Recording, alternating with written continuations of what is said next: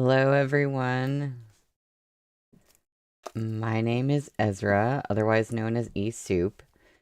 Today, we are reading chapters 139 to 142. Um, we're in the last week of Volume 4, which means we're in the last week of Ballad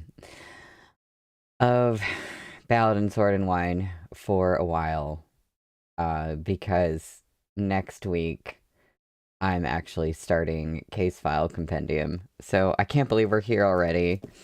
Hi, everyone. um, uh, I forgot to take my ADHD meds today, so I'm kind of just like head empty right now. and just trying to function. But I'm here and I'm gonna be reading. And yeah, we have today's stream and we have Wednesday's stream, and then we say goodbye to the series for 4 months. So that's going to be interesting. I'm very curious to see how this volume is gonna end. Um, at this current moment, probably because I'm medless today, the only thing I can really remember from the last stream was the letter from Shenzi Chuan. It was so sweet. Just thinking about that letter, everything else, I'm like, what happened? Um, so we are on page 301 for chapter 139, which is called The Price of Grain.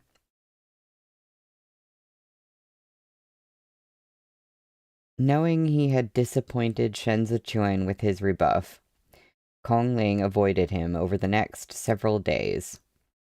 Instead, he focused his attention on inspecting the goods in the Shi clan's shops, too busy even to pause for a midday meal. Shenzi Chuan behaved as he always had and continued to greet him as Mr. Chung Feng whenever they crossed paths. Yet far from putting Kong Ling at ease, this only increased his apprehension, and he deferred to Shenzi Chuan in every particular. Just as they had predicted, Tai Yu's discounted grain did not impress the minor bandits. With Luo Mu playing the middleman and pulling strings, several different parties gradually converged, united in their discontent toward Tai Yu. In recent years, Tai Yu's tastes had run toward extravagance. When he celebrated his birthday, he always received rare and valuable gifts, and the value of these gifts directly impacted how he treated the giver over the next year. This had stirred up a great deal of unhappiness among many in private. At the same time, news that Tai Yu was selling grain for cheap swiftly spread outside the city walls. The rumored price dropped lower and lower with each telling, and the starving commoners outside the city grew more and more outraged. Henry, no pain, no grain. Yeah. I love how much this book has been about the price of grain.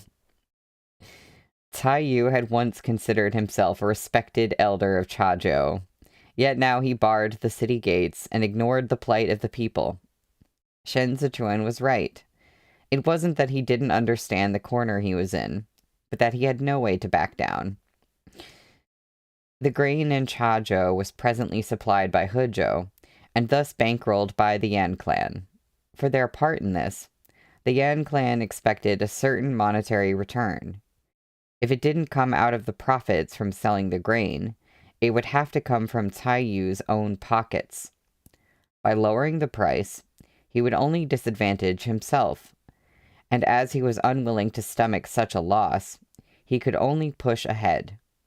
In the meantime, he had sent several private letters to Hezhou to sound them out.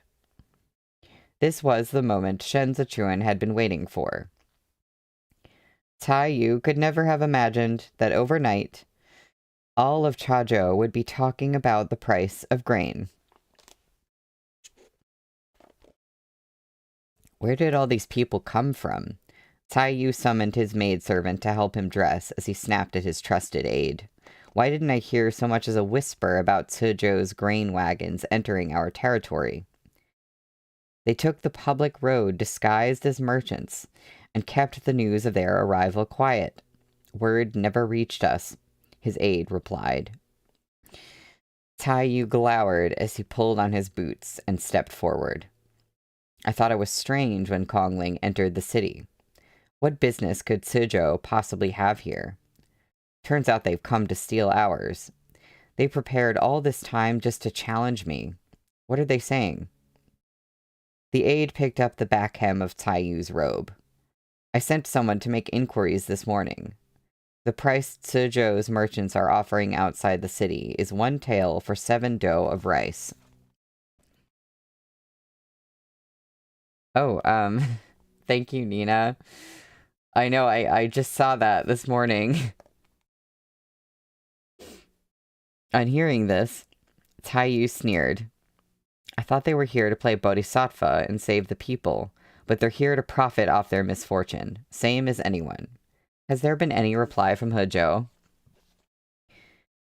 The aide calculated the days and answered, the letter won't have made it there yet.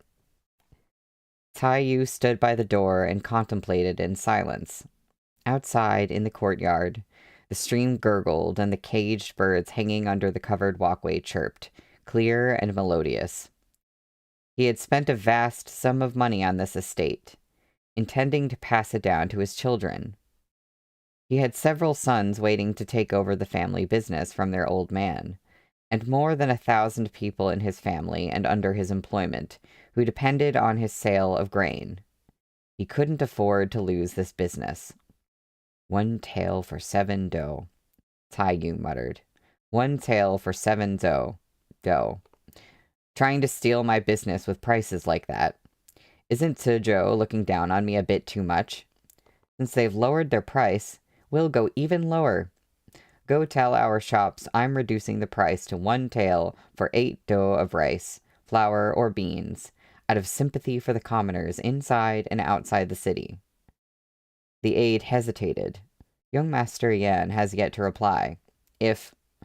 Lower it. Cai Yu's expression was grave. The young master still calls me Pa. If we can't make up what we owe them, I'll thicken my skin and go to Hezhou to beg a favor. With the young master at the head of the Yan clan, no one will dare give me attitude.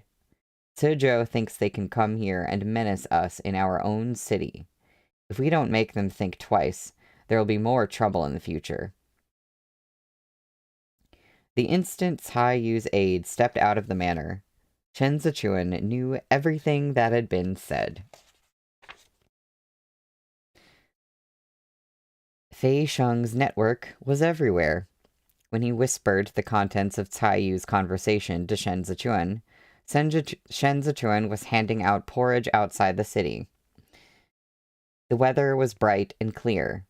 Shen Zichuan had left the city at daybreak and given out free porridge to the poor and needy from early morning until late afternoon, standing the whole time. The sun was beating down, so hot the muddy ground dried and cracked. As the sun climbed in the sky, all the refugees sought shelter under the trees. Shen Zichuan nodded slightly after hearing Fei Sheng out, wiping his hands with a handkerchief. He's taken the bait. He won't escape now. Go to Luo Mu. Tell him to make sure the smaller gangs hold their ground. We can push Cai Yu's price down even further. Fei Sheng knew precisely what Shen Zichuan intended, but he had to play the fool before him. He inquired like a keen student, Master, are we going to reduce our prices too? We can't let Cai Yu get his way. Shen Zichuan tossed the handkerchief to Chao Tianya. Naturally. We'll wait for nightfall before we lower our price. After all, he had other matters to attend to during the day. A white-robed young master with a white jade earring and only a handful of attendants had suddenly appeared outside the city of Chazhou. He stayed at the porridge booth from morning to evening, personally distributing porridge to the people. Word traveled easily among the refugees who came to get their bowls. They learned that this rice from Suzhou was initially meant to be sold in Chazhou, but Taiyu refused to let the merchants into the city. The party had found the hungry commoners outside the city too pitiable, and decided to hand out their wares to them instead. By the way, there is art.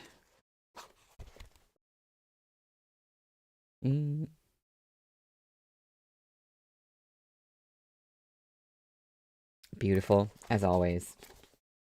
If I remember correctly, was there like no art the entire last stream? I feel like we went a long time without art last stream. It's not really equally distributed through the book, because we've had portions where like there was just a bunch of art in a row, but I was kind of missing it. AU, where they're all just really serious about their local bake sale. Shen Zichuan's attitude was polite and amiable, and he spoke with humble courtesy. Best of all, he was handsome. If any households came to the porridge booth with orphans and widows, or with the infirm, he not only gave them food, but even sent a physician to examine them, bearing the consultation fees and cost of the medicine himself. Within 2 hours of the booth's opening, word had spread, and the refugees who had come after hearing of him had converged into a flock. Whenever someone asked the young master's name, Chao Tianya and Fei Sheng would answer with Lord Zhou's advisor, or Mr. Cheng Feng's colleague.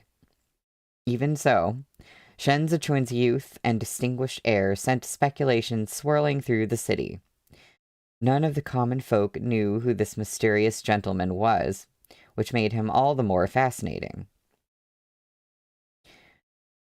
Cai Yu was restless with anxiety as he waited at home until the wee hours of the morning, not daring to close his eyes for even a moment. When he heard footsteps outside, he sprang up to let in his trusted aide, asking almost before he'd stepped through the door, "How is it? Is there an update on Kong Ling's end?" The aide had been running to and fro all day. Though he had taken a sedan, he was ready to collapse from exhaustion, and his back was drenched in sweat. He wiped his brow with his sleeves and gasped for breath as he answered, "Yes, they went down. As my lord predicted, Suzhou has also lowered their price." "How much?" Cai asked anxiously. "1 tael for 9 dough of rice," the aide replied. Cai was calm. This was within his expectations. He paced as he thought aloud. "We offered 1 additional dough per tael, and they followed suit. They're following our lead. They're not confident in their pricing either." The aide trailed behind Cai. "My lord, then should we keep lowering the price? If we go any lower, it's going to reach 10 dough, 1 dan, per tael." From 2 dough to 10. Cai was already dreading the consequences he would face in Huzhou after this disaster. But he was in too deep. He could only trudge on. He clenched his jaw. Lower. 1 dan per tael. When the news reached Luomu in his residence, he turned to Kongling. "If Cai continues to lower the price, it'll be difficult for him to raise it again later. He's fallen for your ploy. Hook, line, and sinker." Kongling peered out the window and confirmed there was no one else around before speaking. "It's all thanks to the vice commander's foresight." Luomu sighed. "Had I been his target, I would have been deceived too. How could Cai know Suzhou's been aiming for Chudu's price this whole time? This is a lucrative business. Every increase of 1 dough of grain per tael is a loss of real silver. Riches can't be taken to the grave. How much longer can he profit off of the misfortunes of Zhongbo? Don't be blinded by money. If Taiyu had any sense, he would have shown some restraint this year. 6 years ago, Suzhou hadn't a leg to stand on, but we've been rebuilding our strength these last few years. The decision to source grain for Li Bei's armored cavalry from Suzhou last year was made by Secretariat Elder Hai and Marquis Xiao. Think. Back then, Chudu already knew Suzhou could bear this burden. Once Suzhou is revitalized, those with ambition from other prefectures will bear witness to our success and be inspired to action. When the time comes for these places to recultivate their fields, the price of grain in Zhongbo is sure to fall. This golden goose could never last forever. The only question was who would be the one to strangle it. Kongling paused. Both the time and place are right. The vice commander means to make a killing here in Zhongbo. Seeing that Kongling was somewhat distracted, Luomu ventured. I can see the vice commander has intentions of taking you on, yet you willfully turn a blind eye to it. Chengfeng, could it be that even the vice commander cannot compare to Zhou Gui? Gazing at the shadows of the tree beyond the window, Kongling thought for a long time before replying. My abilities are mediocre. I can advise Zhou Gui because the prefect of Suzhou is all he wishes to be in this lifetime. Keeping the peace in one small corner of the world is easy. Even someone of my caliber can do it. But stabilizing our great land 1,000 miles across requires the talent of a pillar of the state. Fish may be confined to ponds, but dragons look toward the sky. The vice commander is no mere fish. I dare not be so presumptuous as to claim a connection with such a man. Luomu was struck dumb. Inside or outside Chazhou, no one slept well that night. Taiyu drank cup after cup of strong tea, afraid to shut his eyes lest the other side surreptitiously lower the price again the moment he lay down. He had never been a man of great business acumen, and had relied on his status as a bandit to serve as the face of the Yan clan in Chazhou. Now he was a bundle of nerves, driven to a state of constant anxiety. Hours went by without news from the people from Suzhou. Dawn came and went, and the porridge booth outside the city was still operating. Taiyu heard more than 1,000 people had gathered outside the city. Still, he was confident that what he had in his hands was real fighting power, while those milling outside the walls were a motley crew. Even if they banded together, they wouldn't present much of a threat. When noon came with no news, Taiyu decided to take a nap, and lay down without changing his clothes. Yet he had just shut his eyes when he heard the aide come in. He bolted up and let a maidservant support him by the arm on his way out. The moment he saw the aide's expression, his heart sank. How much did they lower it? My lord, this time it's madness, the aide reported, wringing his hands. They've dropped it to 1 dan and 3 do of grain per tael of silver. The people who were still on the fence yesterday are making their way out of the city now. They are all heading for Suzhou's wagons to buy grain. Taiyu felt a chill crawl up his spine. That low? It's already nearing the price of grain in Jueshi, the aide replied. If it goes any lower, we'll have to forfeit all our profits so far this year just to repay Hezhou. Taiyu gripped the man and blurted in disbelief. Didn't Suzhou just send provisions to Li Bei? Now that Li Bei's rebelled, they'll expect to get all their provisions from Suzhou in the future. If Zhou Gui sells all his grain, how does he plan to answer to the Prince of Li Bei? Can they even make any money at these prices? The aide followed at Taiyu's heels in a matching state of panic. Exactly. If they keep lowering the price, it will be no different from selling in Jueshi. Wouldn't they be taking a loss? What profit is there for them?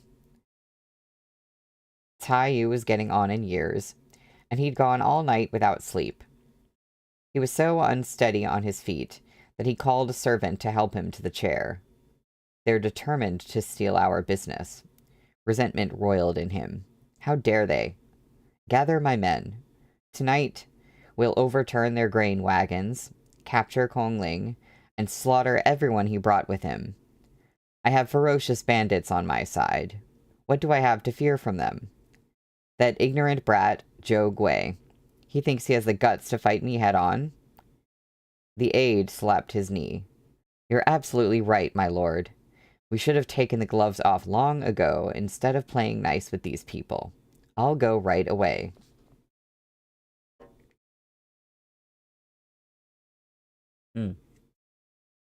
The real profit is the satisfaction of gay schemery. That is so right, Henry. That's the end of the chapter.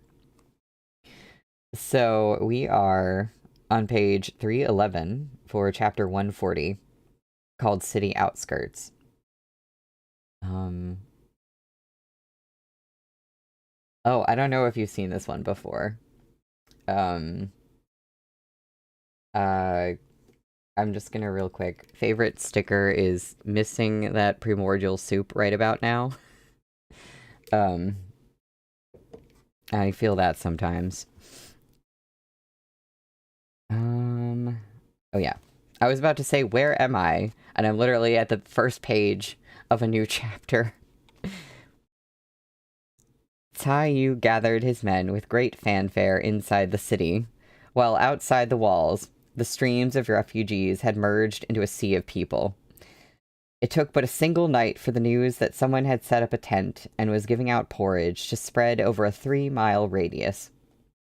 Refugees with sallow faces and ribs pushing from their chests came in droves, packing themselves around Suzhou's porridge tent so tightly not even a drop of water could have trickled through. Chao Tianya watched as the people came swarming toward them. When they no longer had enough hands to oversee the queue of people coming to receive porridge, he shot Fei Sheng a look. Fei Sheng backed away and led the men from the embroidered uniform guard to watch the grain wagon, relieving the guards from Suzhou to help with the queue. The embroidered uniform guard were all dressed in black and carried blades at their sides, and their formidable appearance suppressed some of the restlessness of the crowd. Master, Chao Tianya raised a hand to hold back the people pressing in and whispered to Shen Zichuan. It's getting dark. We've been here for 2 days and a night. Surely that's enough. You can step back now. Shen Zichuan had just finished chatting with an elderly man who'd come with the refugees.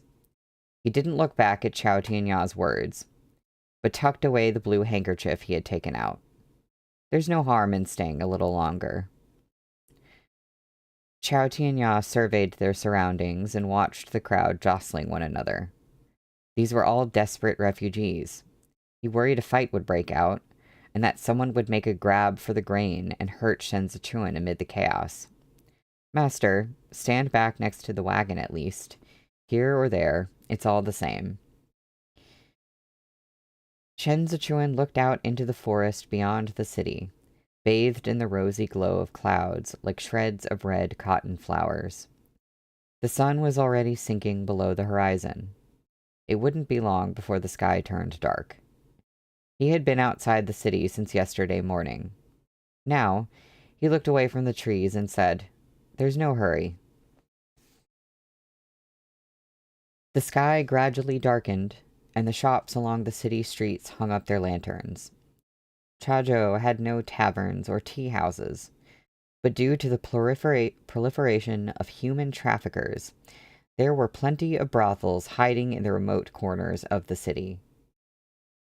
Taiyu had sent his aide to rally his men and call all the leaders within his own gang to report. These people lived off Taiyu's money and had no real jobs to earn their keep. Instead, they spent their time bullying the weak and tyrannizing the city, patronizing the brothels and lazing around day in and day out. When they were summoned, They staggered out of the brothels, holding up their pants and looking around with bleary eyes. Many were dead drunk. Afraid of offending them, Tai Yu's trusted aide coaxed them along, showering them with flattery, just to get them to step out the door. While the bandits were taking roll call and lining up in ragged formation, Luomu and Kongling had also started mobilizing their forces. Kongling bowed to the various chiefs of the small gangs Luomu had supported in secret. As you are no doubt aware, Suzhou is here to sell grain. As long as we can weather the night, the price of rice tomorrow will be lower still. Talk is cheap, one bandit replied. How do you expect us to believe you with no proof? Kongling turned and gestured toward Luomu beside him. Perhaps my words can't be trusted, but surely you can believe the words of Lord Luo. Again and again, Luomu had lent a hand to these gangs, funding them with a hefty sum of silver in the past 2 weeks alone. Tai Yu had come down hard on them in the last few days, leaving them too fearful to step out of their alleys during the day. They hadn't been included in the 1 tael for 5 dou deal offered to the other gangs. Tai Yu had driven them into a corner, and it was only thanks to Luomu's financial support that they were still standing. Of course they were willing to believe Luomu. Luomu cleared his throat. At present, all the granaries in the city are controlled by Tai Yu. His prices are too high. Even people like you and me can't afford to eat, let alone the common folks. Suzhou has offered us a good price, close to Chudu's. But what's better is that Suzhou has promised never to inflate the price in the future. I've already signed the agreements with Suzhou. It's all down in black and white. The chiefs put their heads together to discuss among themselves. Kongling spoke again. I know everyone here is worried about the Yan clan, but it's better to make a clean break than prolong the agony. Instead of allowing the Yan clan to maintain its grip on Chazhou's throat via Tai Yu, why not set you and your brothers here free to make your own decisions? The only reason Tai Yu is willing to lower the price today is because he is threatened by Suzhou. If we cannot rid ourselves of him tonight, grain in Chazhou will return to its original price the moment Suzhou's grain wagons are out of sight. If Kongling wanted these men to work with him, he had to show them what they stood to gain. This was something he knew very well. Suzhou's intended final asking price was 1 tael of silver for 1 dan and 8 dou of rice. Chen Zichuan had neglected to mention this number even once during these past few days of price reductions. They had been waiting for this moment, to use this information, to galvanize the people. Kongling paused dramatically before continuing. According to our vice commander, as long as everyone pitches in to take Tai Yu down, the price of grain will drop again from 1 tael for 1 dan and 3 dou to 1 dan and 6 dou. The moment these words were out, the bandit chiefs became feverish with excitement. The price of grain in Jueshi was only 1 tael for 1 dan and 5 dou of rice. Yet Suzhou was willing to offer an additional dou for the same price. The impact of such a promise far exceeded that of Tai Yu's small gesture of generosity. It was bigger than just grain. In this moment, the small gangs saw the possibility of a future for Chazhou. Most importantly, the money for the first batch of grain this autumn wouldn't come out of their own pockets, but those of Luomu. After kicking Tai Yu off his throne, Chazhou would also claim the contents of the Tai Manor's granaries. With the combination of these 2 sources of grain, they wouldn't have to worry about getting through winter for the first time in years. Sounds of assent rose at once, and in no time, spirits were high. Kongling nodded at Luomu, then addressed the outspoken chief. Cai Yu's men are still within the city. Everyone, stay calm for now. We have a plan. Around midnight, Cai Yu's men marched out of the city gates. These bandits had looted their equipment from the armory that had once belonged to the garrison troops of Chazhou. Although the armor was old, it came complete with swords, sabers, and shields. At a glance, the troop of bandits might have passed for a proper army. When Cai Yu's aide had sent someone to check on Suzhou's porridge booth that morning, there had been 1,000 or so migrants gathered outside the city. But now, when the man jogged out for a look, the crowd had swelled so much he couldn't see where it ended. The number of people had doubled at least. Cai Yu only had 1,500 men inside the city. The aide had brought 1,000 of those with him tonight, yet they seemed somewhat cowed as they gathered at the city gates. Why are there suddenly so many people here? One of the chiefs in the back craned his neck to look over the crowd. There's no end to them. The aide turned, smiling obsequiously back at the bandits. They're so hungry they can scarcely walk. You call these people? What's important are the grain wagons. You heard, my lord. As long as you take them down, he'll split the grain from Suzhou between all the chiefs here. The chief saw that they were indeed just refugees in rags, with a pathetic number of guards from Suzhou stationed around the edges. If the big boss has given his word, then we'll do it. See those guards from Suzhou? Let's divide up the wagons according to how many heads each of us take. The more guards you kill, the larger your share of the spoils.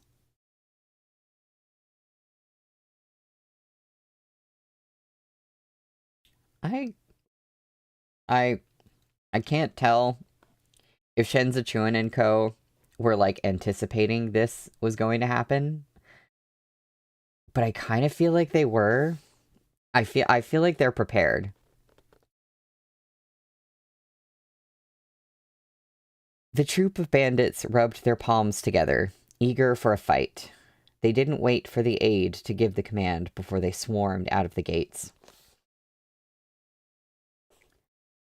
Shenzi Chuan had just brought the bowl of porridge to his mouth when he heard the first cries of battle.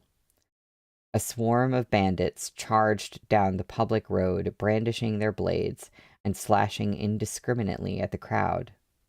Fortunately, the men from Suzhou were guarding the periphery. As the two parties clashed, Fei Sheng shouted toward the refugees, "Robbery! Cai Yu sent his men to steal Suzhou's grain."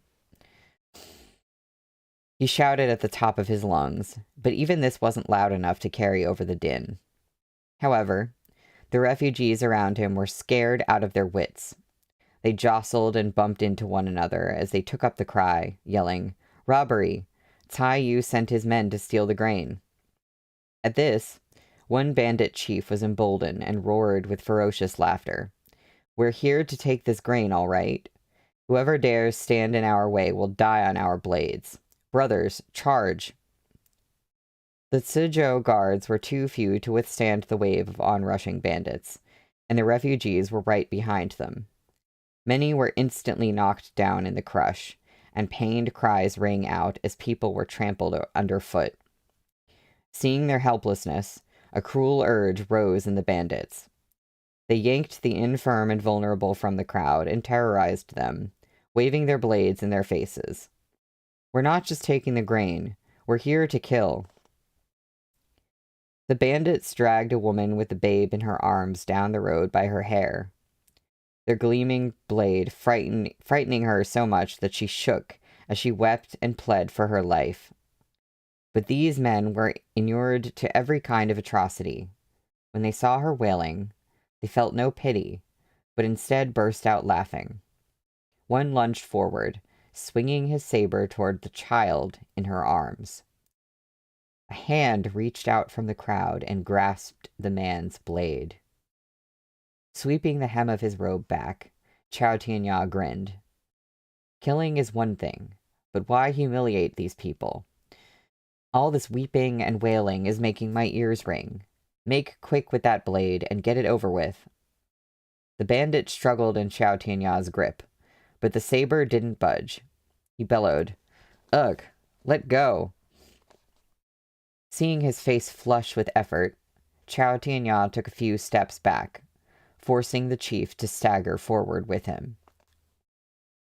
Shen Zichuan, standing behind his guards, chose this moment to intervene. "Are you done making a fool of that man? Chao Yue, let go and give him his blade back." "Of course, no problem," Xiao Tianya said. "I'll let go. I'm letting go right now." He had barely finished his taunt when, with a final tug, he released the man's blade. The bandit stumbled toward Xiao Tianya, who stepped aside to dodge him, then lifted his foot and delivered a swift kick to the bandit's ass. The man was sent flying into the crowd, landing directly at Shen Zichuan's feet. As he struggled to stand, his eyes followed that white robe upward. Just before they reached Shen Zichuan's chest, the tip of Avalanche's sheath pressed down on the crown of the man's head, preventing him from raising it any further. In a change from Shen Zichuan's usual stoic facade, his gaze was sharp and fierce, his tone righteous. Cizhou is here to provide aid to the common folk of Chazhou. We can't help it if Tai Yu won't allow us into the city. Must you tear down the porridge tent too? Tear it down then, if you must, but do not hurt these people.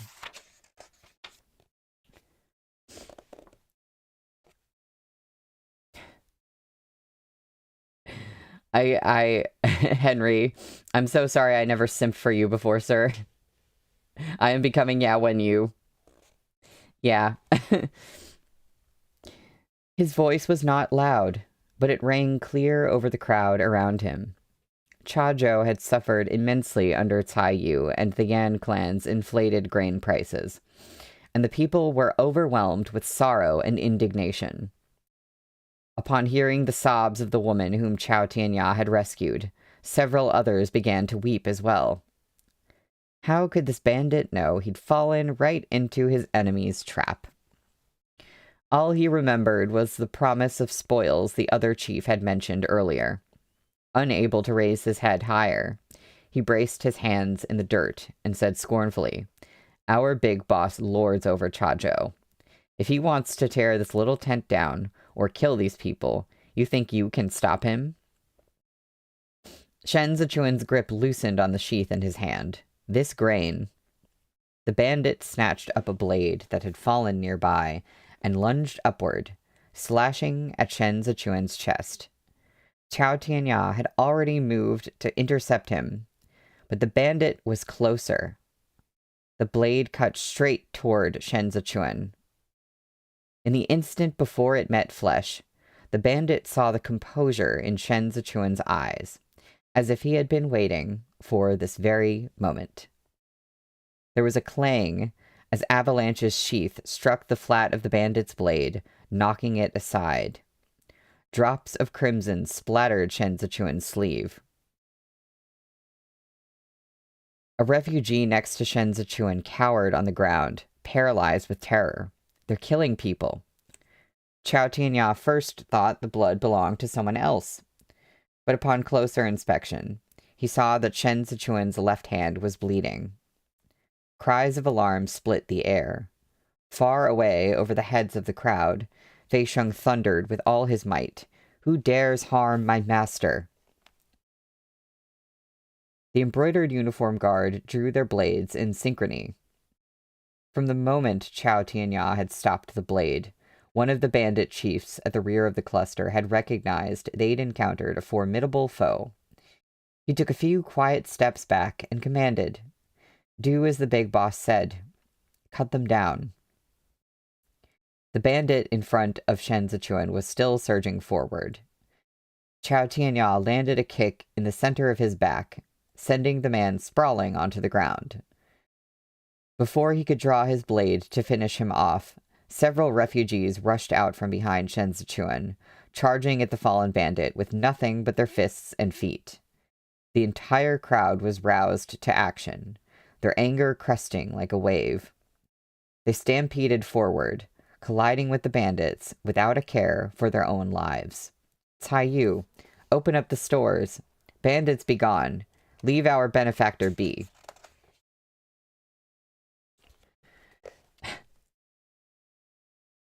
Henry. Yep. Well, that was the end of the chapter. Wait, how far am I reading again today? I think 142. Okay. So it's a little bit early for a break, but I just read 2 chapters and I have 2 more chapters for the day, so I think it makes sense to stop here and come back in about 10 minutes. So I'm gonna go ahead and do that. And yeah, I should have had more faith in Shen Zichuan and everybody. Of course, this is all according to plan. Of course, he knew they were going to attack, and this is exactly what they wanted. I was worried for like a split second, but I should have known.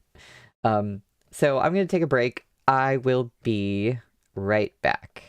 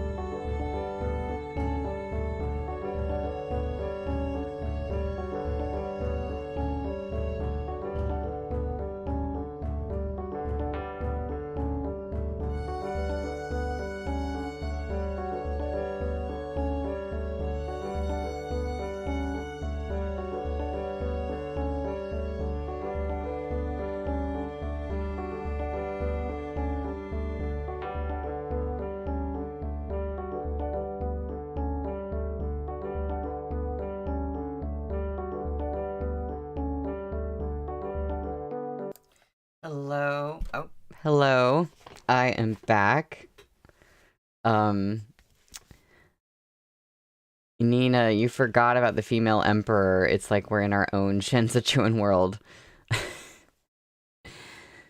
Yeah, it feels like it's been a minute and we haven't gotten like an update on that situation in a little while, so I'm so curious what's going on there, but it it has been a while.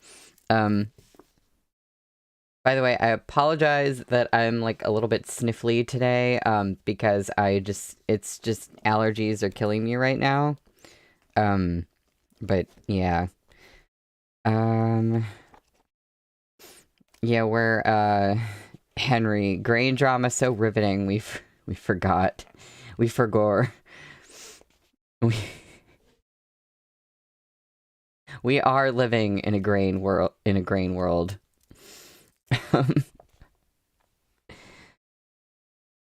So, we are on page 321 for chapter 141, which is called Into the Rain. Henry, I'm so glad you didn't notice because I was so worried that I'm just like sniffling directly into the mic, and every time I was like, no, I must not.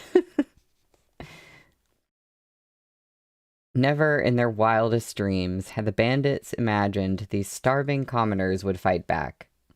The deafening sound of trampling feet was like a thunderstorm, a cacophony of curses and cries that engulfed the bandits like a surge of floodwater. The commoners threw caution to the wind as they shouted amid the chaos, "Bandit scum deserves to die." The bandits were no match for so many. Stones and broken bowls flew in all directions, smashing recklessly and sending the bandits scurrying for cover. Seeing that the situation had taken a turn for the worse, that hesitant chief had a mind to flee. He looked back and was surprised to spot Cai Yu's aide already pelting back toward the city. "Son of a bitch," the chief raged, taking to his heels after him. But he was less lucky than his fellows. The sharp-eyed Fei Sheng's hand deftly shot out and hauled him back. This chief was a common brute. He stood no chance against a well-trained member of the embroidered uniform guard. He stumbled back into the horde of people, who swarmed him as he covered his face with his arms and rolled on the ground wailing. The remaining bandits were already rattled. At the sight of these commoners with faces twisted like evil spirits as they pummeled one of their chiefs, they abandoned the battle entirely and fled back toward the city. Cai Yu sat at a table in his manor awaiting news. The dishes before him had long gone cold. Hearing a sudden commotion outside, he leapt to his feet. Yet he had only taken a few steps when a servant stumbled in and reported in a panic, "My lord, there's a mob outside. They've surrounded our manor." Most of Cai Yu's men had been dispatched out of the city. He had retained no more than 500 people within the walls. Realization dawned on him, and he hissed through clenched teeth, "I've been tricked." In sending his men away, he'd given the smaller gangs the opening they were waiting for. "Tell the guards and the remaining men to keep an eye on every courtyard gate," Cai Yu said. "Bring me my cloak. I'm going out to meet them personally." Cai Yu draped his cloak over his shoulders and secured his broadsword, then briskly marched outside with his entourage. The main manor doors were tightly shut. Cai Yu peered through the gap and saw nothing but torches. Though his heart was heavy, he faked a laugh. "And which young friend do we have here? I've no feast nor celebration going on tonight. Why raise such a fuss coming over to give your congratulations?"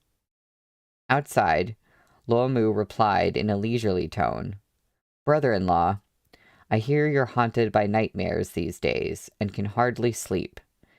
I invited a couple of fellows to help dispel the evil energy in your manor." Cai Yu scowled when he recognized Luo Mu's voice. "Meng Zheng, I've always treated you well. I married my younger sister to you, yet you return my benefaction with enmity. And here I thought you were a man of principles." Without batting an eye, Luo Mu retorted, "Cai Yu, you took over the granaries and profited off the misfortune of others, abandoning the displaced and destitute commoners outside the city. You've long since deviated from the mold of the chivalrous bandit who robs the rich to feed the poor. As the prefect of Chazhou, I placated you for years so you would lower your guard.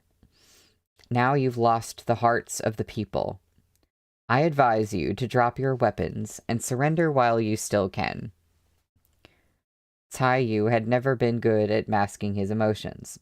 He was instantly apoplectic with rage. Shameless bastard. You were so sincere when you asked for my sister's hand in marriage, yet now you turn against me. You despicable coward. Luo Mu strode forward, unwilling to engage with Tai Yu any further. Open the doors and surrender, or we shall break them down. Who has the guts? Tai Yu hollered, gripping the broadsword hanging from his belt. My blade hasn't aged a bit. Anyone who dares take a step forward, I'll have his life. Though he made an imposing sight, Tai Yu couldn't withstand a siege on all sides. The guards in the Tai manor were ordinary men. When they saw the sinister glint of the swords awaiting them outside, they all had the urge to flee. Surrounded by his bodyguards, Tai Yu avoided a volley of arrows that arced out of the darkness. I'll handsomely reward anyone who guards the manor. Young Master Yan personally put me in charge of Chazhou. He even calls me Pa. Luo Mu, if you harm a hair on my head tonight, the young master will ensure you pay it back twofold. Before Luo Mu could respond, he heard Kong Ling speak up beside him. To whom does Chazhou belong? It's bad enough you're content being the Yan clan's lapdog. Now you want the commoners of Chazhou to grovel with you? You're the accomplice to a tyrant. How many innocent commoners have died because of you? If we accomplish nothing else tonight, we will take you down. The moment the words left Kong Ling's mouth, the men behind Luo Mu surged forward and smashed open the main gates of the outer courtyard. Yet Tai Yu refused to resign himself to his fate. He and the few remaining men in his residence fought bitterly, even as they retreated. In under an hour, they had been forced back to the innermost courtyard of the estate. In the vast darkness of the night, Tai Yu became a rat in the trap. He had spent half his life hailed as a hero among the commoners.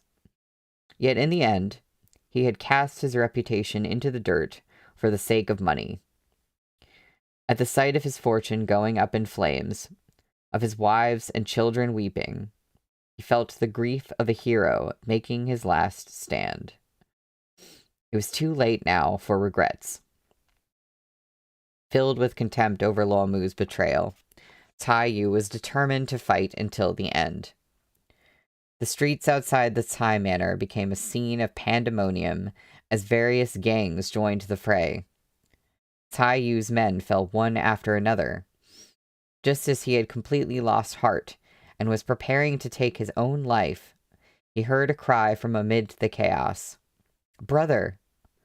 Luo Mu cursed this ill-timed arrival. He turned back and shouted, Take the young madam away.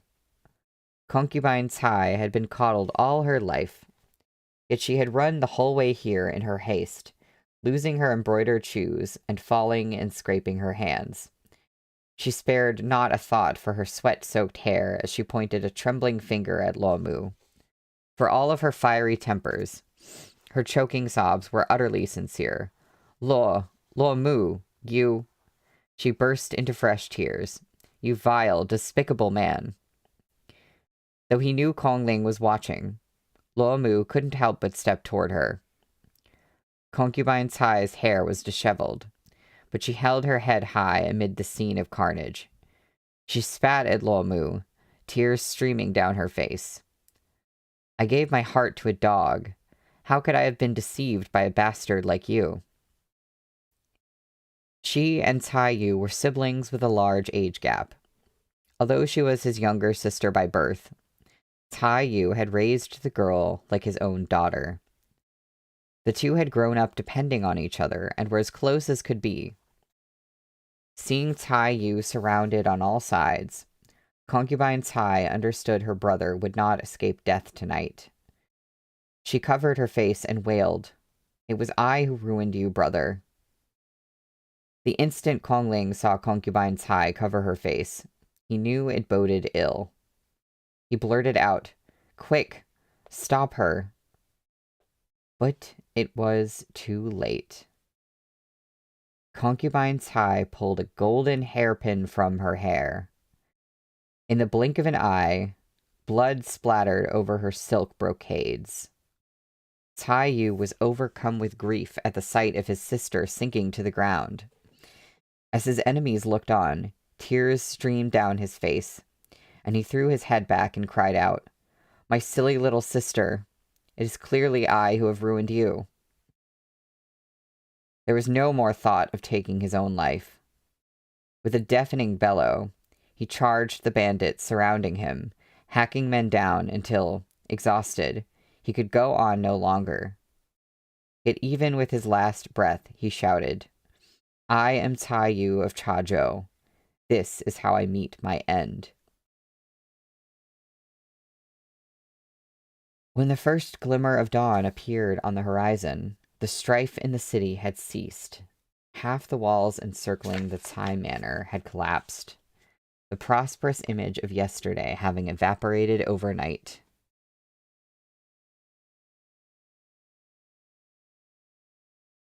Attendants and maidservants swept gold and silver ornaments from the residence into their bundles as they fled into the first light of morning. Kong Ling stood beside the body of concubine Tai and watched the pool of blood slowly stain the hem of his robe. Tai Yu's entire family had lost their lives to the bandits' blades. Kong Ling waited for Luo Mu to come and collect concubine Tai's body for burial, only to hear from an attendant that Luo Mu had gone to see the Tai clan's granaries. Kong Ling stood where he was and waited until past noon. Luo Mu never came.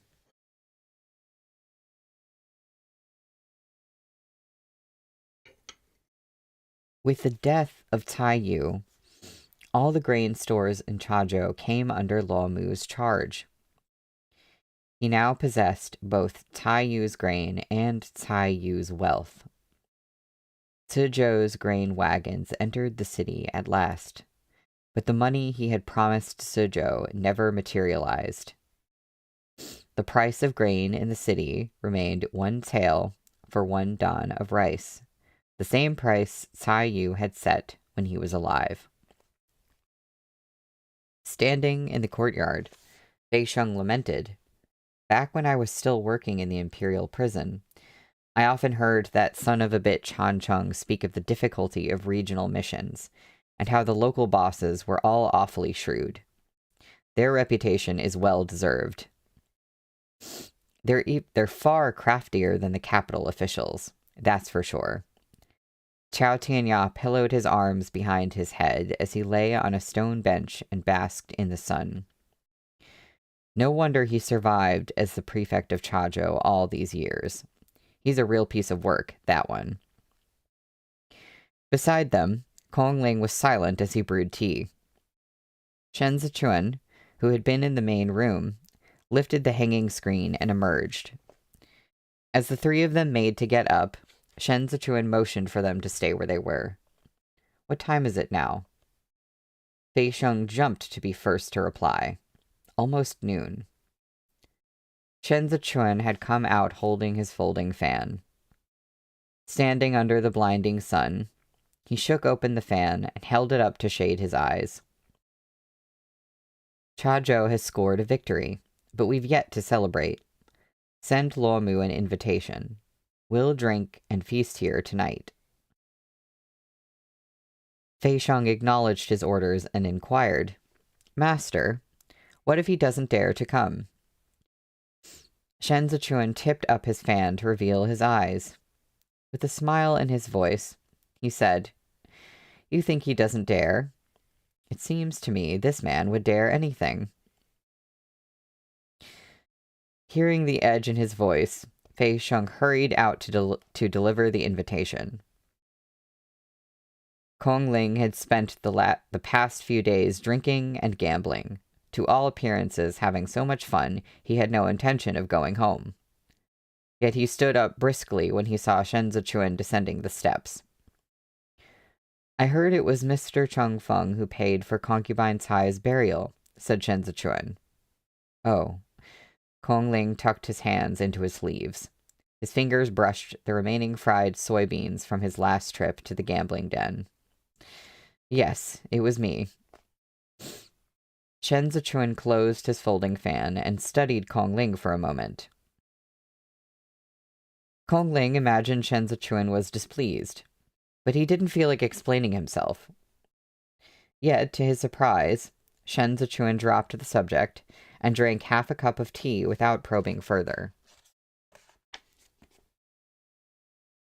Suddenly remembering the wound Shen Zichuan had suffered on his left palm that night, Kong Ling felt another wave of exhaustion.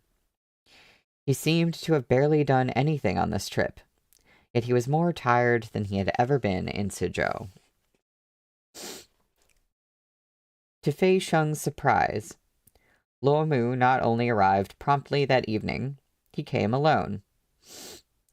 The cook in Shen Zichuan's manor was newly hired, and though his culinary skills were more than adequate, Shen Zichuan hadn't asked for any elaborate preparations. Although he had proclaimed the meal a feast, the dishes were only slightly more refined than his usual fare. Refugees still littered the roads in Chazhou, and as such, Shen Zichuan ate simply as well. After 3 rounds of wine, the atmosphere between the parties grew convivial. Fei Sheng noted that both Shen Zichuan and Luo Mu remained cordial, neither displaying any sign of discontent over the delay of the last few days. Luo Mu lifted his cup in a toast. "Now that everything's in place, we're ready to discuss the trade of grain. I've been wondering, when does the vice commander plan to leave? It'll be easier for me to get my advisors to draft a plan if I have a date to work with." Cai Yu had been dead for 3 days.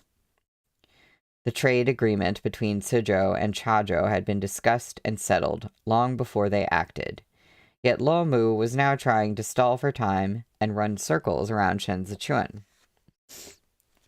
Luo Mu had said it himself to Kong Ling. Every extra dough of grain per tael was an equivalent reduction in profit. Real silver was at stake here. Now that this money was in his hands, giving it up was harder than he'd imagined. A pair of musicians, a girl and her blind old man, were in the hall singing a tune. Shen Zichuan watched the old man play the erhu, tapping his fingers gently on his fan as though he hadn't heard Luo Mu's question. Only after the tune was finished did Shen Zichuan respond with a smile.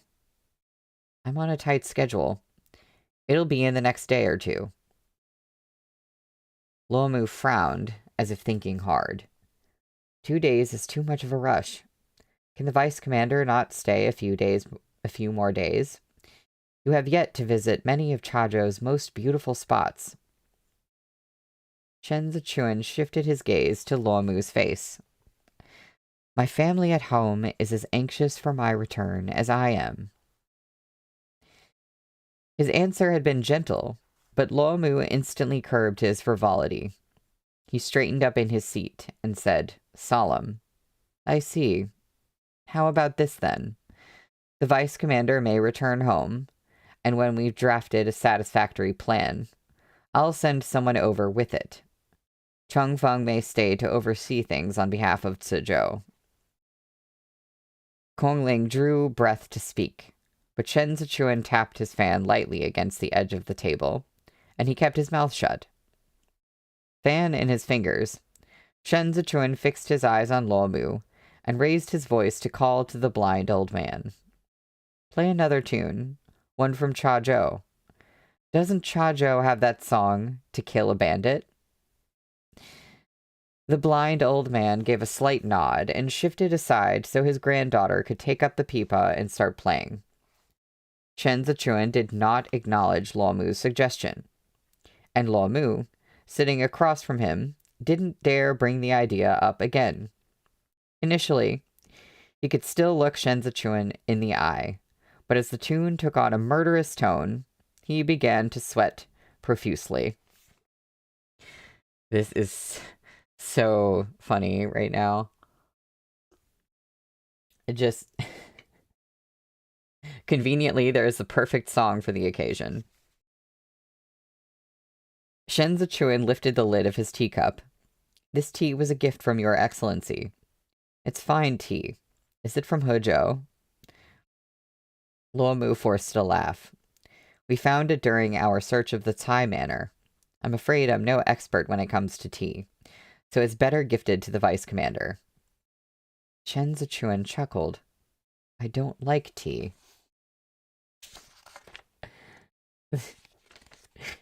The girl's fingers slid along the peepaw strings, each strum like blades slicing through the air, perforating Luo Mu's eardrums. Before long, his back was soaked with sweat. The song seemed to go on interminably. Their table full of dishes had gone cold, the most striking of which were the large lion's head meatballs in front of him. By the time Luo Mu got up to leave, his legs had gone numb. Shen Zichuan stood under the eaves and said to Fei Sheng, "Escort His Excellency back. It's a rather long journey."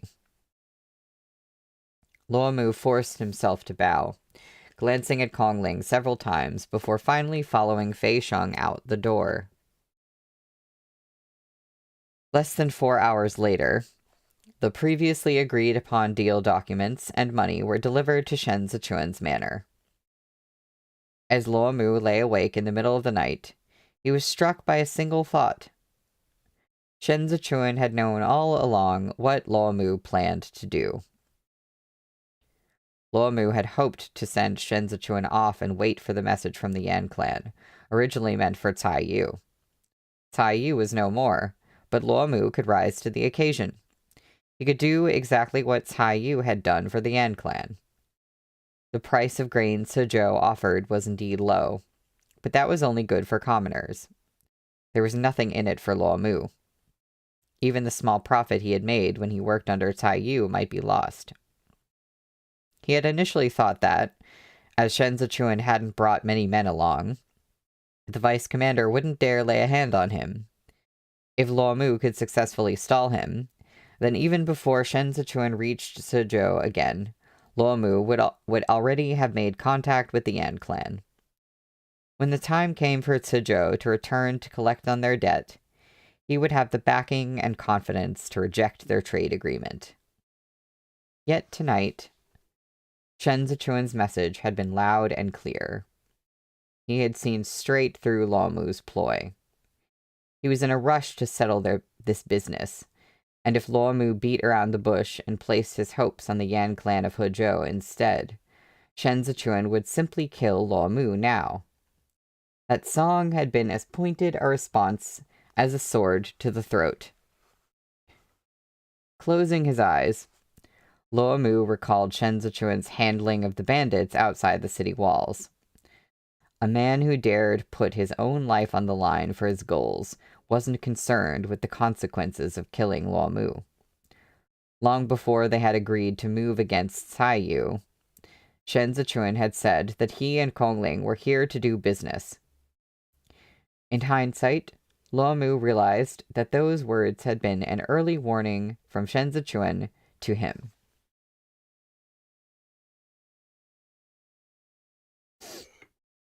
Two days later, Shen Zichuan assigned Fei Sheng to remain in Chazhou, where he could continue recording the prices of staples and keep an eye on Luo Mu. Suzhou's grain wagons entered the granaries, while the shopkeeper from the cosmetics shop kept track of the accounts. With this, the grain trade between Suzhou and Chazhou was established. The price Shen Zichuan had settled on with Zhou Gui and the others back in Suzhou was one tael of silver for 1 dan and 8 dough of rice, but it had ended up a little higher, at 1 tael for 1 dan and 6 dough. However, the price was still lower than that of Jueshi. As part of buying grain from Suzhou, Luomu not only had to set up tents to hand out porridge, he also had to think about how to make the most of the money he spent. Chajo's most pressing problem was the re-implementation of the household register. He now held the food supply of all the minor bandits in his hands. He could easily enlist them into the garrison troops. There were still details to be hammered out, but they could be discussed when the bulk of the grain arrived from Suzhou. And with Fei Sheng remaining behind, Shen Zichuan would also have eyes on the movements of the Yan clan in Hezhou. He had successfully dismantled 2 of the Yan clan's major agents in Zhongbo, and the Yan clan was not the kind of family to take this lying down. The 2 had initially had nothing to do with each other, but now the Yan clan was forced to turn their attention to Zhongbo and to Shen Zichuan. Shen Zichuan didn't stay any longer than necessary. He climbed into his carriage that very day and left the city. As they approached the border of Chazhou's territory, they heard the sounds of a carriage racing to catch up to them.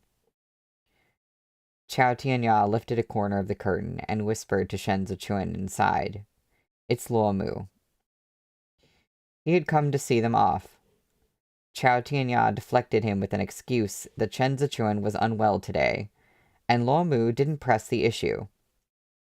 He had mainly come to see Kong Ling anyway.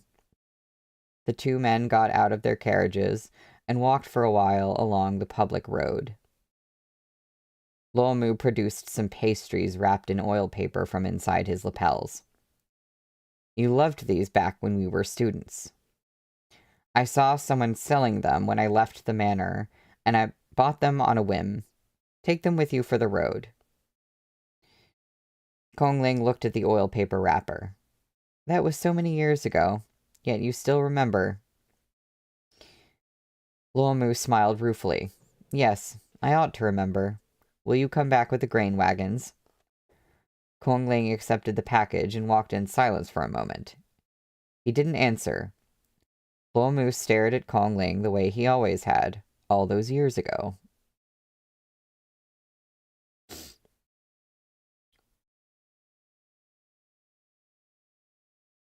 Wait, what's... Hold on.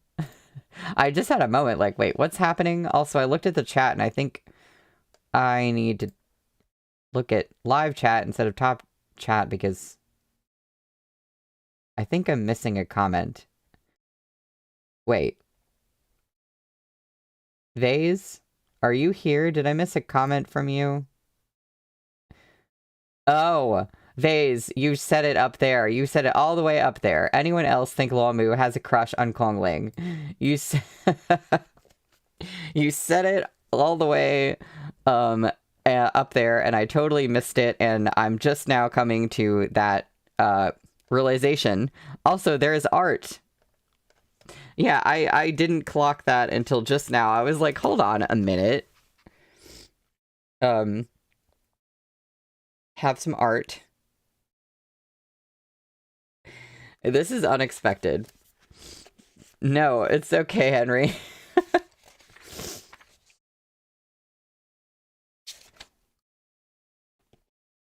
Holding the bundle of pastries, Kong Ling said suddenly, "Back then, when we completed our education, you asked if I was going to Chudu, and I didn't answer. Eventually, we went our separate ways. Did you ever go back to visit the school?" "After I left school," Luomu answered, "I went west with my family. We spent several years living in Chudu." Kong Ling turned back and finally met Luomu's eye. "Mengzheng." Luomu waited, but Kong Ling did not continue. Luomu couldn't help but laugh. "While I was in Chudu, I heard you went to work for Tantai Long. He was a good official, and you did great things together. Why didn't you ever marry?" And this is in his head. Why didn't I marry? Kong Ling repeated the words to himself in silence and slowly started laughing. He was already an old man, yet at this moment, he gave off the same aura of gentleness and composure he had possessed in his youth. There were still will and spirit in those eyes, even if they were no longer so bright as they had once been. Clutching the packet of pastries, he said, "I should go." The wind skated over the blades of grass. Kong Ling turned without waiting for Luo Mu's reply. Luo Mu stood and watched Kong Ling's sleeves flutter amid the breeze.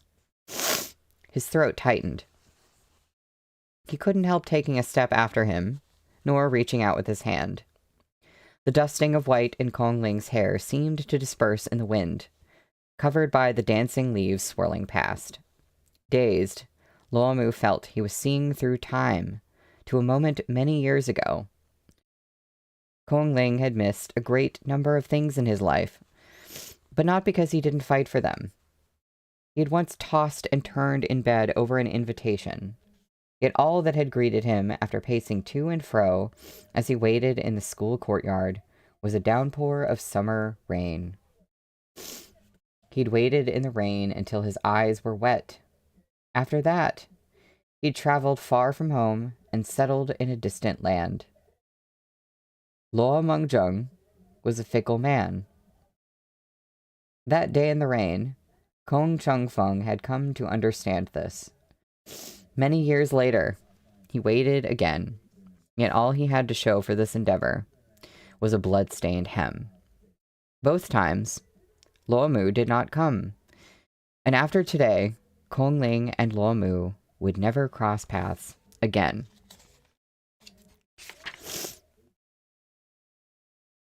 That's the end of the chapter.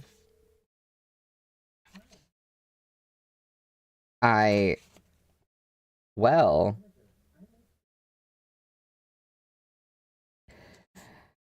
that's, wait, so, Luo Mu, didn't show up, but Luo Mu was the one who had been, it said, was staring at Kong Ling all those years ago. So, what the heck? Okay.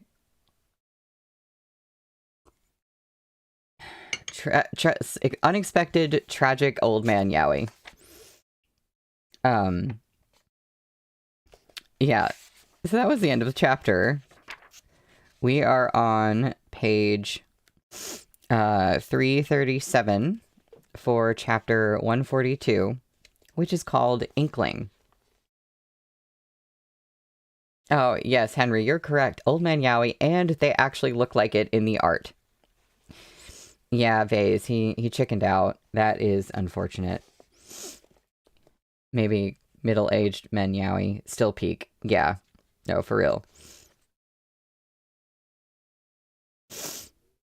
Who was the young master in white who had handed out porridge on the outskirts of Chazhou? Countless commoners inside and outside the city scrambled to guess.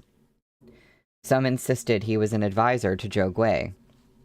Others labeled him a distant nephew of Kong Ling. Rumors abounded, but no one could provide a concrete explanation. It was only after Shen Zichuan left the city that his true identity as the 8th common son of the Shen clan spread through the streets like wildfire, promptly becoming the topic on everyone's lips in Chazhou. Compared to the tempest of public opinion they left behind, Shen Zichuan's journey back was calm, unremarkable, and for the most part, silent. They returned along the public roads at a leisurely pace. Recalling that Shen Zichuan had fallen ill on the way over, Kong Ling and Chao Tianya had gone to great pains to make arrangements before embarking on the journey back. They even purchased a heavy coat from a Hezhou merchant to cope with any sudden cold spells they might encounter during their journey. "You ought to get a physician to take a look at the vice commander when we return," Kong Ling, who was attentive to such things, told Chao Tianya. "He must take the time to improve his health while he's home. Otherwise, whenever he travels in the future. You'll be holding your breath the whole way. Cradling a bowl of water in his hands, Chao Tianya glanced at the carriage parked under the shade of the trees. Where are we going to find a good physician? Considering the state of my master's health, only an expert physician could make a diagnosis. We are his guards. No matter concerning our master is too troublesome. I merely worry that my master will protest at inconveniencing us. Kongling knew nothing about Chen Zichuan's consumption of medicine in his youth. He had always assumed his health was simply poor. But from the way Chao Tianya spoke, it was clear Shen Zichuan had once been stronger back in Chudu. Chao Tianya took a sip of water and said no more. During the dull journey the past 2 days, he had repeatedly considered the night the bandits attacked them outside Chazhou. He felt that even if Chen Zichuan had planned to injure himself in order to trap the enemy, he shouldn't have been hurt so badly. Once a body grew accustomed to reacting quickly, it was remarkably difficult to control oneself from blocking an attack on instinct. He had seen Chen Zichuan draw his blade. To others, Avalanche was too long a blade, but because Shen Zichuan was so swift, it was perfect for him. Chao Tianya had examined the wound on Shen Zichuan's palm after the incident, and found the injury unusual. Although Shen Zichuan looked as he always did, and had never said a word otherwise, Chao Tianya guessed Shen Zichuan hadn't drawn his blade recently because he had something to hide. If this guess was correct, then Shen Zichuan had likely sensed his body weakening much earlier than any of those around him. Yet it hadn't even been 6 months since the day they left Chudu. This matter must be conveyed to Shifu and the Marquis as soon as possible. Okay, now I'm concerned.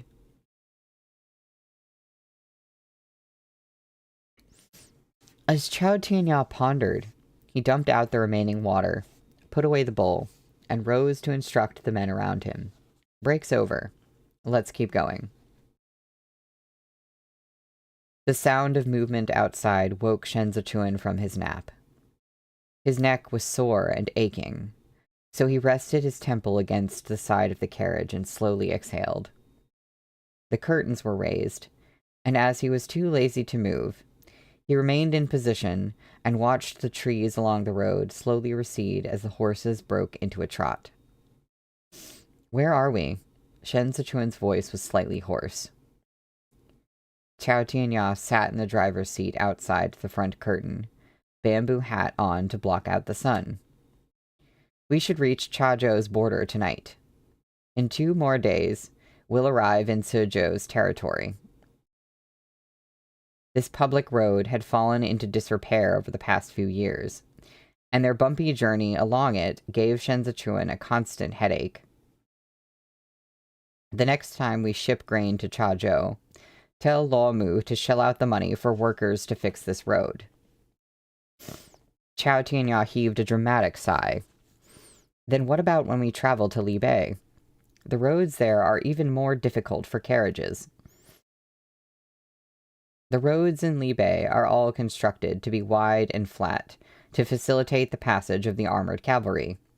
Shen Zichuan roused himself a little. Careful not to let the Marquis hear you've been slandering him behind his back.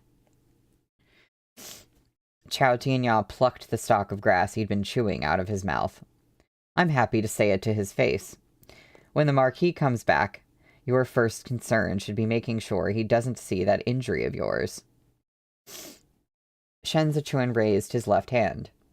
Although the wound had been bandaged, his palm grew sweaty in the hot weather, and stung like being bitten by ants. Chao Tsa'an is busy in Libei. He won't be back for a month or more. If you don't mention it, then he won't find out. Chao Tianya put the stalk of grass back in his mouth. Are you going to tell on me? Shen Zichuan asked. Hang on, Chao Tianya said as he steered the carriage. Let's talk about it a little later. I can't hear you clearly from out here. Shen Zichuan dropped his hand to his lap. I'll write him a letter when we return, and we'll consider the matter over and done with. He thought for a moment, then, feeling the nape of his neck tingle hotly, as if in memory of being bitten by Xiao-Er, he repeated emphatically, the matter will be over and done with. Nodding along as he tugged on the reins, Chao Tianya thought, as expected, tattling to the Marquis is the best way to handle him. Tried and tested.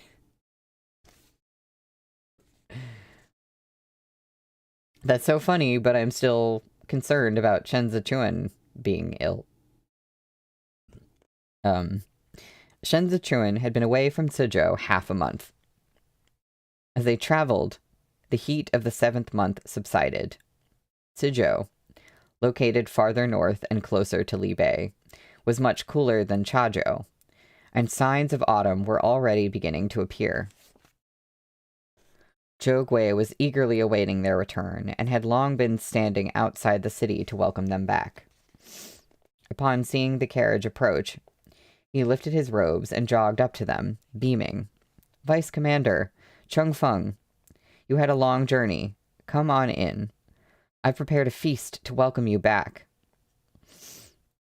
They paused outside the city gates long enough to exchange courtesies before heading in together.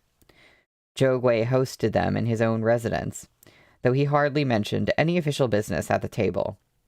He knew Shen Zichuan had taken ill during the journey, and after the meal was over, he personally saw Shen Zichuan to the door of his manor, emphasizing that there was no urgency regarding any administrative affairs, and that there would be time for a discussion after the vice commander had rested for the night.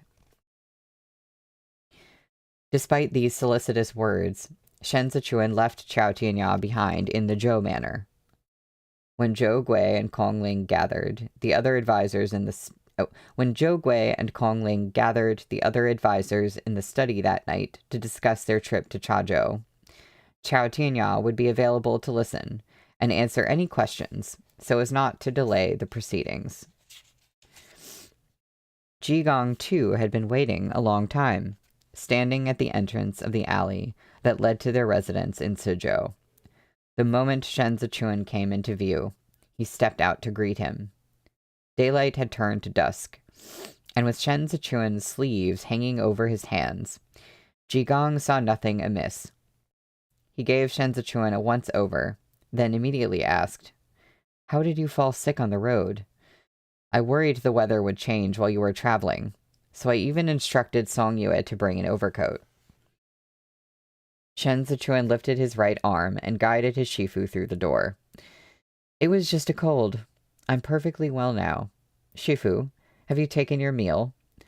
I sat down for supper earlier in the Zhou manor, but I've yet to eat my fill." Jigong walked side by side with Shen Zichuan through the door. He had intended to question him further about his illness, but Shen Zichuan's mention of supper steered him off course. He said happily, "I guessed as much. I knew you'd arrive home today, so I made a special trip this morning to choose a couple of plump fish. Shifu will make you whatever you want. They've already been cleaned, and the rest of the ingredients are all prepared. It'll be ready in no time." Ding Tao skipped up behind them and poked his head around Jigong. Gongzi is back." Li Xiong, trailing a few steps behind, followed suit and also shouted, "Gongzi." Ding Tao's sparrow leapt onto his shoulder and chirped away. They were just inside the entrance to the courtyard, yet the scene was livelier than the street outside. The flowers and plants in the courtyard had been tended with such care that they were noticeably lusher than when Shen Zichuan had left. The spacious hall of the main room was lit with lanterns, and the bamboo blinds had all been lifted, making for a homely sight. Shen Zichuan ate his second evening meal, this one with Jigong, and asked after Ding Tao's and Li Xiong's progress in their martial arts.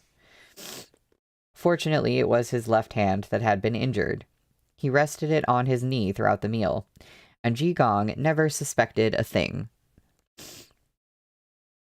The lively atmosphere persisted until nearly midnight, when Ji Gong told Shen Zichuan to rest early.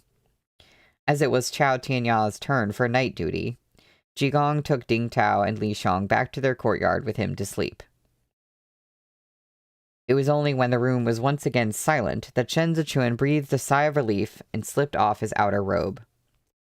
The maidservants lowered the drapes outside to the bedchamber and lit the incense. The masters of the house permitted no one to remain in the bedchamber to serve at night, so the maidservants withdrew to the veranda, leaving Shen Zichuan alone. He bathed, changed, and returned to his room, where he draped his outer robe back over his shoulders. He lit a lamp and sat to write a letter. Hours later, Chao Tianya returned and set the report Zhou Gui and the others had freshly drafted on Shen Zichuan's desk. Shen Zichuan sealed his letter. "What's the latest news from Li Bei?" Chao Tianya, carrying his coat over his arm, answered, "You won't like it. Better for you to get a good night's sleep tonight and hear it tomorrow morning." Shen Zichuan flipped through Zhou Gui's report. "The worst news I can hear is that the Biansha horsemen have fought their way to our doorstep. Go ahead and tell me." Chao Tianya turned the chair around and sat astride it. "Not that bad. It's the Marquis. He brought the Imperial Army into Li Bei, but he didn't head directly north to the homeland to meet with the heir. He stopped at border camp near Zhongbo.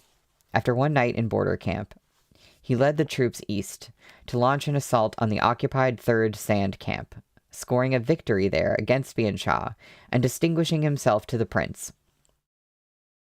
Lifting his eyes from the report, Shen Zichuan thought for a moment, then laughed. "Retaking 3rd Sand Camp is no small achievement." "Right?" Chao Tianya agreed. "Such an accomplishment ought to be rewarded. And what did his lordship reward him with?" Chao Tianya lifted one finger. "Our Marquis received a single camp in reward." Shen Zichuan raised his eyebrows. "Border camp," Chao Tianya continued. "His lordship ordered the Marquis to stay there and handed command of 3rd Sand Camp, which the Marquis fought to take back, over to Gua Weili instead. Remember him? The man who framed Gu Jin for colluding with the enemy. Apparently, the handover was not pleasant. The Marquis retreated to the rear, sandwiched between 3rd Sand Camp and the Liu Yang camps. There's been no sign of him in the battles in the north or east." Shen Zichuan slowly closed the report. Border camp is a major camp used by the heir as a supply base. If he's remaining there, Sa'an will be managing Li Bei's equipment and supplies. Yet, there was no shortage of supply officers in the Li Bei armored cavalry. Why must Xiao Fengshu give this job to Xiao Chiye? All else aside, it was far more difficult for Xiao Chiye to distinguish himself as a general handling military supplies than as a commanding general of 3rd Sand Camp. If Xiao Chiye was in command of 3rd Sand Camp, then as long as he led the Imperial Army in a few successful battles against Biansha, the merits he accumulated would help dispel any gossip about him among the officers loyal to his brother. When the time came for him to step onto the battlefield in the north, he would have the confidence and credentials to fight beside Li Bei's other commanding generals. However, as a general overseeing supplies in border camp, Xiao Chiye held the lowest rank among them. He would be at the other generals' beck and call, charged with delivering equipment and supplies across Li Bei's vast territory. This was not only a difficult job logistically, it also made him susceptible to bullying and mistreatment. Though he would endure the same hardships as his fellow officers, his military achievements would never measure up to those of the commanding generals fighting on the front lines. After a moment of silence, Chao Tianya said tentatively. The disparity between his treatment of the Marquis and the heir is extraordinary. Are you sure his lordship didn't find the Marquis in a ditch on the side of the road as a baby? Shen Zichuan leveled him with a cool look. Are you sure your father didn't find you in one? Chao Tianya raised his hands in surrender and shut his mouth. Shen Zichuan passed the sealed letter to Chao Tianya. Send someone to deliver it tonight. It's late. No need to stand guard outside. Go back and get some rest.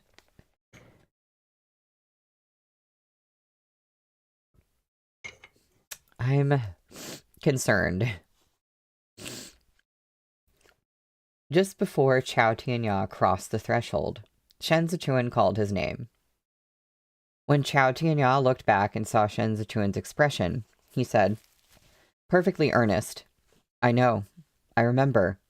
The matter of your injury is over and done with. I won't breathe a word to the Marquis. Whatever Shen Zichuan had been about to say flew out of his mind at this quip. He waved him off in silence, shooing Chao Yue out the door. Shen Zichuan didn't remain at his desk long after Chao Tianya left. It was past midnight. He blew out the lamp and got into bed, listening to the croaking of frogs from the pond in the courtyard. He didn't know if it was Ding Tao or Li Xiang who had caught the frogs and brought them to the pond, but the little creatures made such a din he couldn't sleep. Only much later did Shen Zichuan's consciousness at last begin to dim. He was alone in the bed, with only the refreshing sweetness of incense for company. Yet, as he slept, it somehow soured into the metallic stench of blood. The Chasha sinkhole, which had not appeared in his dreams for a very long time, yawned at his feet. Shen Zichuan looked down, but there was nothing inside. The faint croaking of the frogs crowded in his ears. In his sleep, Shen Zichuan broke into a sweat and unconsciously turned over with his back to the windows. There was no snowstorm over the Chasha sinkhole tonight. The sun hung high in the sky, blazing down so hot Shen Zichuan felt the stinging pain on his skin. He couldn't stop sweating. There were no corpses in this pit, yet Shen Zichuan felt himself surrounded by a crush of people he could not see. They smothered him until he couldn't breathe. He pulled apart his tightly fastened collar between gasps for air. Through the sweat running into his eyes, he spotted a figure lying in the sinkhole. It was himself. A chill ran down Shen Zichuan's spine. He thought he could hear Qi Huilian. His teacher was shouting for him from the depths of the crowd, but his voice was drowned out by the croaking of frogs. Shen Zichuan never used to be afraid of returning to the Chasha sinkhole. He didn't fear this place at all. Yet, at this moment, he felt the desperate urge to flee. Shen Zichuan sensed someone approaching, and his eyes flew open. Xiao Chiye had been moving as quietly as he could. He had only removed half of his armor, not expecting Shen Zichuan to wake so suddenly. He froze by the bedside, still holding his arm guard. They stared at each other for a moment. Sensing something amiss, Xiao Chiye tossed the arm guard aside and shoved his narrow, sweat-drenched sleeves up his arms.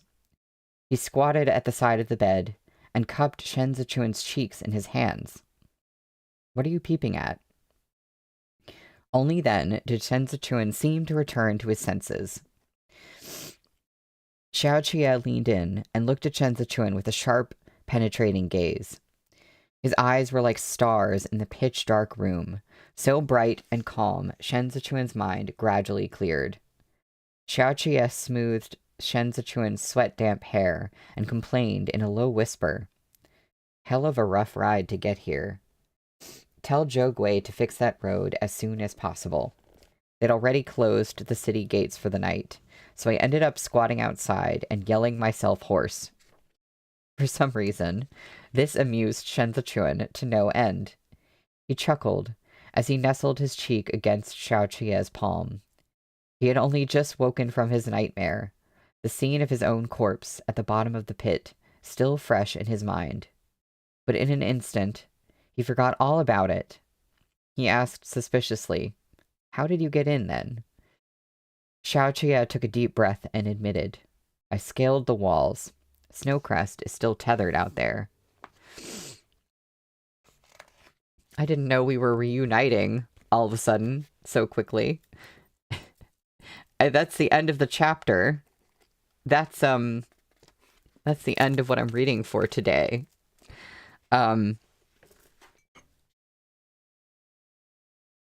So we I'm still really concerned for Shen Zichuan because I'm like, we were told way back about how taking that medication for so long could, make you become sick. And we don't really have details on like what that kind of illness entails. So I'm like very concerned about this. I don't know. I feel like there's going to be like we have to find Shen Zichuan like a very good doctor kind of plot. I'm worried how it'll like affect his I don't know, like his ability to fight and certain things like that. But also, how sweet is that? I did not think Xiao Chie would just be showing up. I saw the name Xiao Chie on the page, like, a little bit ahead as I was reading, and I thought there was, like, a scene break, and he was switching back to where he was. And then I got up to that point, and I realized there was no scene break, and I was like, wait a minute, what? So, there's only one stream left, of this book, and of Chang Jinzhou for, a long time after that. And the last stream, I have fewer pages to cover than normal, which was kind of a happy accident. It's just like how this book kind of shook out when I was figuring out the page math. But it'll be good because we'll kind of have some like conversation time to just sort of wrap up our thoughts of like the first 4 volumes and like what's going on and like what do we think is going to be happening after this. So we'll kind of be able to have like a little tiny book chat at the end of it because that one should go fairly quickly. So yeah, I'm also sad, although I am really excited for us to get into Case File. I probably shouldn't have done this, and I didn't see anything at all spoilery, so I don't mean like that, but I like sort of skimmed through some reviews of Case File on Goodreads, and some people kind of don't like it very much, and I don't know if that's just because of the controversial nature or if it's something else. I like got myself all nervous, and then I was like, whatever, I'm excited to read something by Meat Bun. I think it's going to be just like completely ridiculous. Like even if, like I feel like even if it's kind of stupid, I'm still going to enjoy it. But it's Meat Bun. So I don't know, like Henry and Nina, you both said the same thing. Yeah, like it's Meat Bun. But I don't know, it was weird because it was like some people were saying that they like Meat Bun. They just didn't like Case File.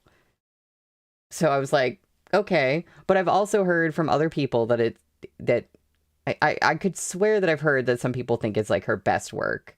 Or like her, her big thing that she's done. Like, I don't know. So I'm sure it's just very, controversial and polarizing. But I'm very excited to get into it and just like see what the vibe is. We're so close. But yeah, I was not expecting a lot of things today. I was not expecting tragic old man Yaoi. Um, and Xiao showing up, and, you know, Shen Zichuan getting injured overly, or not overly badly, but, he's having trouble healing. Um, yeah, I'm wondering when his illness is going to come into play in a big way. Because I feel like there's like the specter of that hanging over us, and it keeps kind of being like put off. So it probably won't be really a thing in this volume. So I guess we'll probably have to wait a long time before that really manifests into something big, but I'm just like, oh god, oh no. Um, but yeah, I can't wait for next stream now that they're reunited again, because it's always, when they're together, it's always so fun. And I think that's when you get some of the best, just like beautiful, quotable moments when they're together. Um, so yeah, I am very excited for Wednesday. I will see y'all then. Um, so have a good couple of days until next time. Bye, y'all.